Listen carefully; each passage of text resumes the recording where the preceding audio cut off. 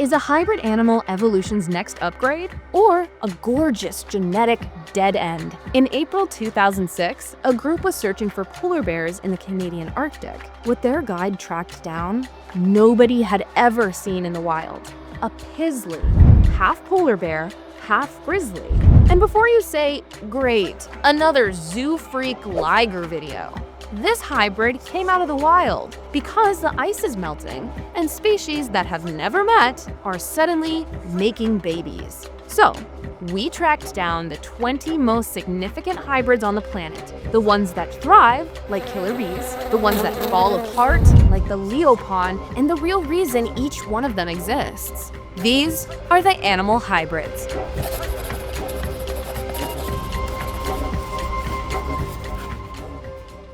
Hi, my name is Taylor Schuldeis, and you're watching Animalogic.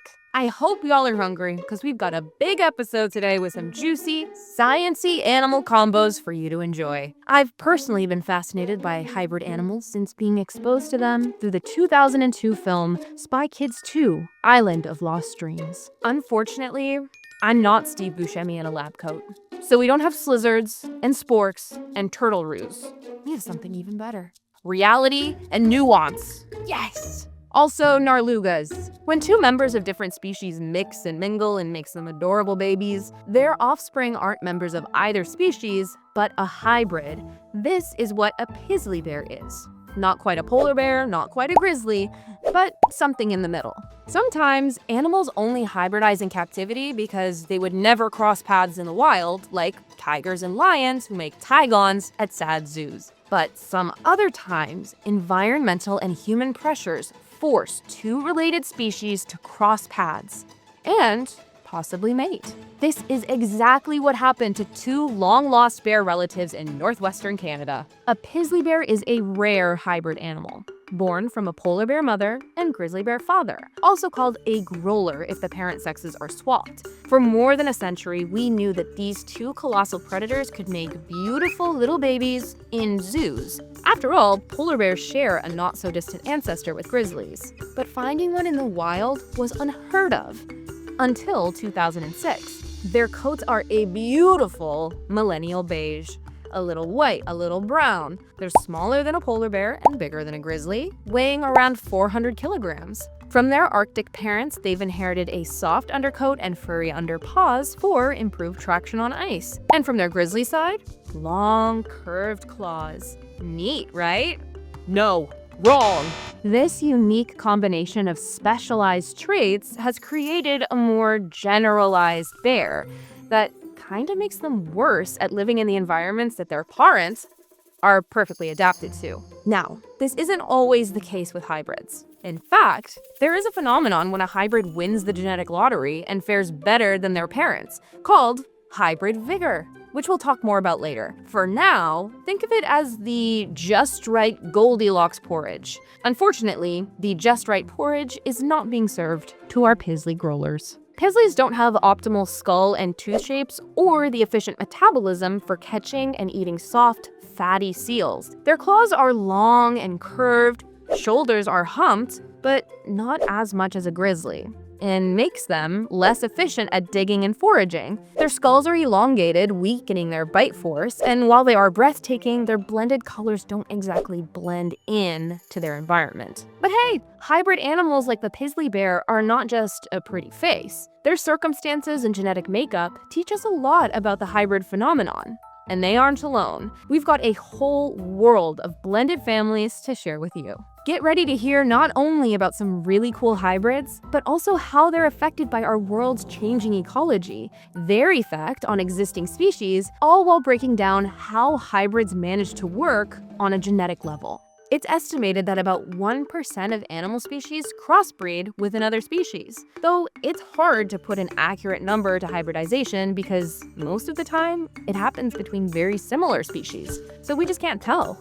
Well, in the case of Pizzly bears, it's territory collision that's breaking the ice. With less Arctic ice to house the polar bears and allow them to hunt for seals, they head south to stay above water and find food. Grizzly bears are able to spread up to meet them as warmer weather brings tree cover and food north. not to mention the human expansion nipping at their heels. The border where the two species melt together is called a hybrid zone. Actually, recent Pizzly bear genetic testing have all pointed back to what has been referred to as a strange polar bear female by the CBC. I'm picking up on some judgment in the headline, y'all. Let her live. It's a free country. Pizzly bears aren't the only swirly genetic ice cream cone in the Arctic. Let's get into some hybrids of note.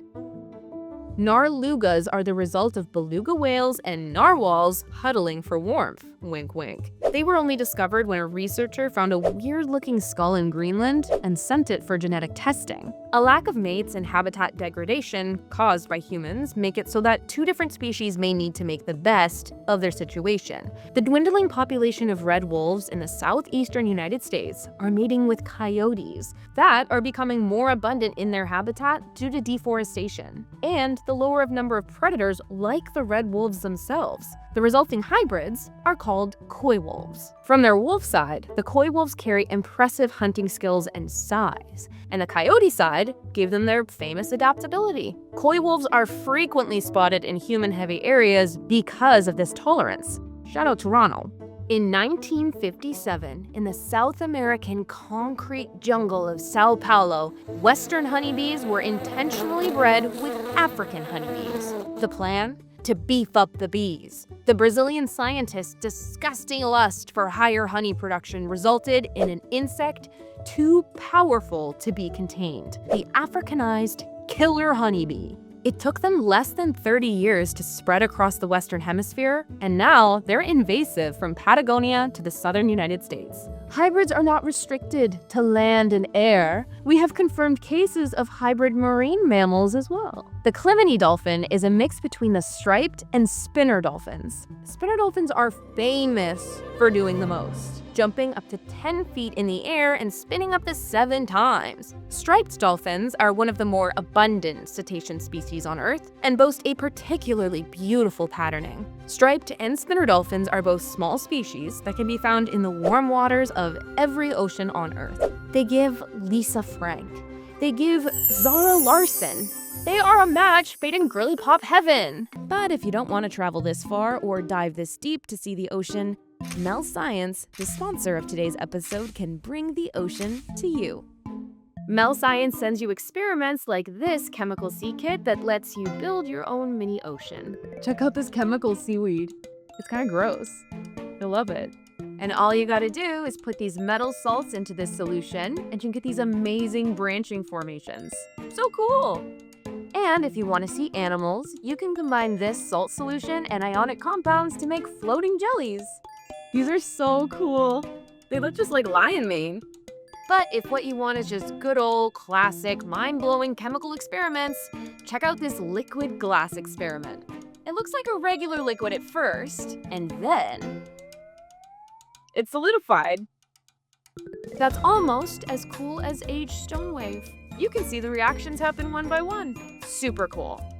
And this is just one of their kits. They have over 100 kits for you to check out. All you gotta do is tell them your favorite subjects in STEM, and they'll send you a monthly kit you're going to love. All the kits are built with high-quality materials and include step-by-step instructions for kids and any science-loving person to do the experiments safely and in the most fun way possible. Scan the QR code or go to melscience.com/SPGC and use code Animalogic to unlock a full year of science for just $22.45 a month. This offer is valid for 1 week only, so don't wait too long to get your discount. Thanks, Mel Science. More dolphins, please. The dolphins have plenty of habitat overlap, which means a lot of hybrid zones to cross paths within. So these aquatic paramours got together thousands of years ago, and eventually they created a distinct species, first recognized in the late 1980s as a subspecies of the spinner dolphin, until genetic testing in 2014 revealed its true identity and earned it a spot as the first recorded case of marine hybrid speciation. What you may not know is that hybrid animals are actually somewhat common, now more than ever. And hey, they ain't nothing but mammals doing like they do on that gosh darn Discovery Channel. In many cases, hybrids are not as well adapted to life in the wild as their parents. like our friend, the Big Pizzler. Shout out to Big P, who isn't great at life on the ice or the forest. But in some cases, these babies hit the genetic lottery. This is the hybrid Vigor we were talking about a little while ago. Remember?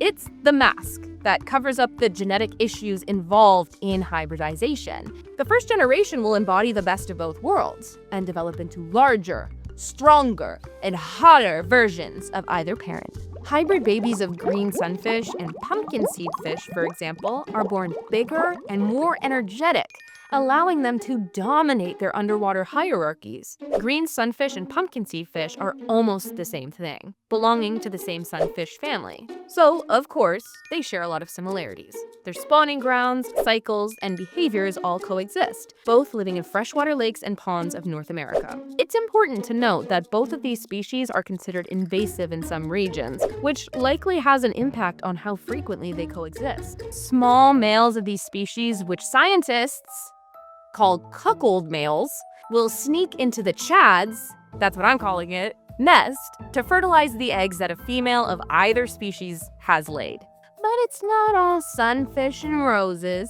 After that first vigorous batch gets to breeding, if they can, the mask starts to slip and cracks start to show as the second generation comes out, to put it gently, not good.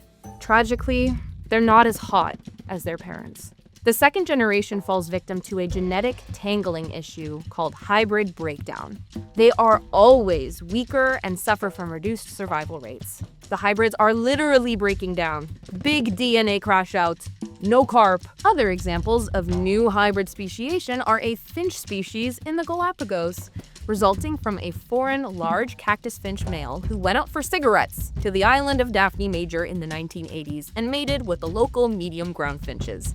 Those hybrid descendants were so different from the other locals that they mated exclusively with each other, eventually resulting in a whole new species called the big birds in just a few generations. These finches really know how to drive home a point, huh? We get it. Finches are great. Researchers were actually able to record the entire process. It's such a clever way to adapt that we've done it. Heck, we've done it too. There were over a dozen known human species that existed back in the day. Even though we're the only ones left standing, we have genetic heirlooms that tell us that our great,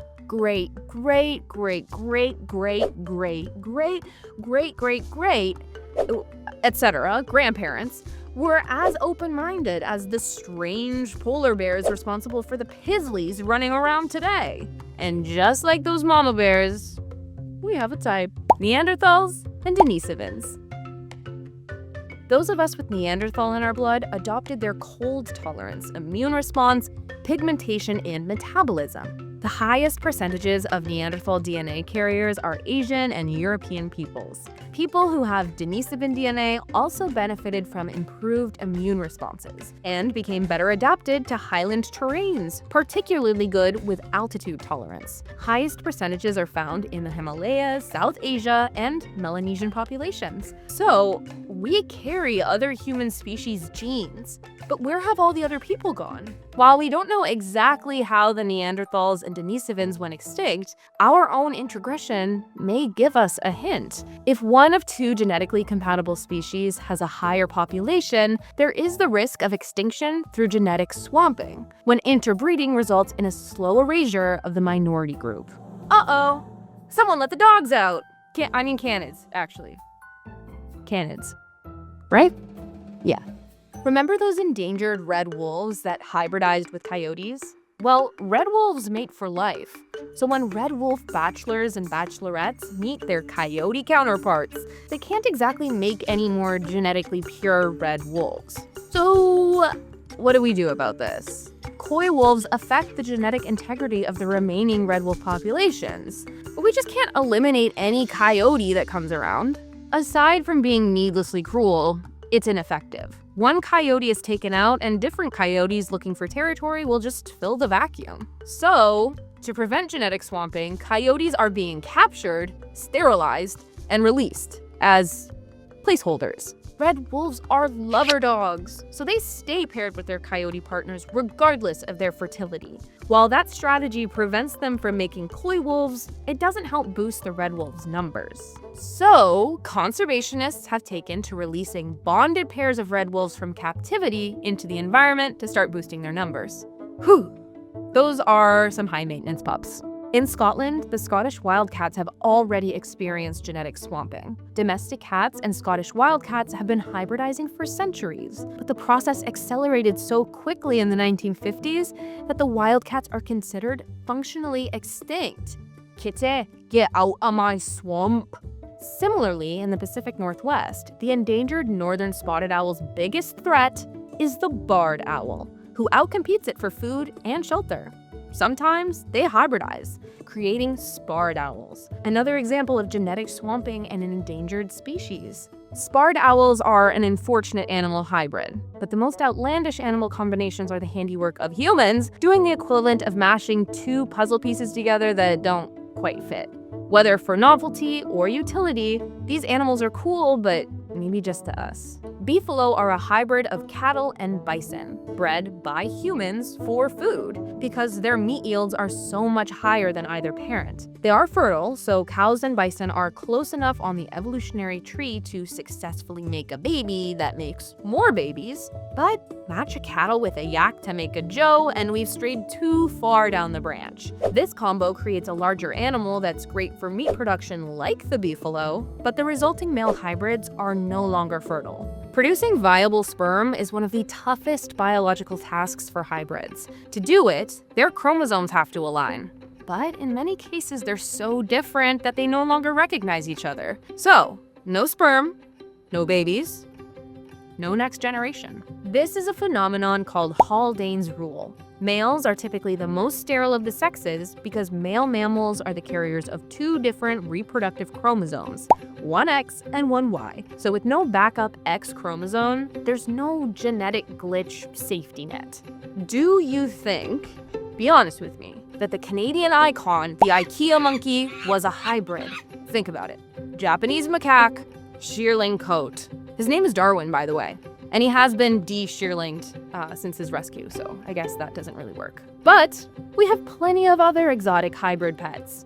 Domestic cats are intentionally bred with wild small cats like servals to make savanna cats, and Asian leopard cats to make Bengals like Nebula. Domestic dogs are bred with wolves to make wolf dogs. These sweeties are sold as designer pets, which brings us to the sad zoo side of this presentation, when hybrids are made for roadside attractions. We've of course all heard of the Liger, of Napoleon Dynamite fame, a literally massive example of human-designed hybrid Vigor, produced by a male lion and female tiger.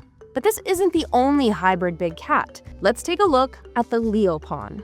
Leopons look exactly like a lion, but 100% more diva. The spots and mane combo are so beautiful. But like the liger, males are infertile. Females, however, can reproduce with male lions. Due to the highly social behavior of lions and the solitary nature of tigers and leopards, it's been reported that these hybrids often experience social and behavioral confusion, resulting in stress.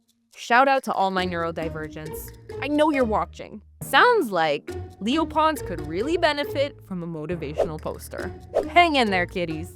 Clearly, humans with zoos were really making the most of their free will. In 1978, there was even an elephant hybrid. His name was Motty, born from an Asian elephant mom and an African elephant dad. Sadly, he only lived for 10 days.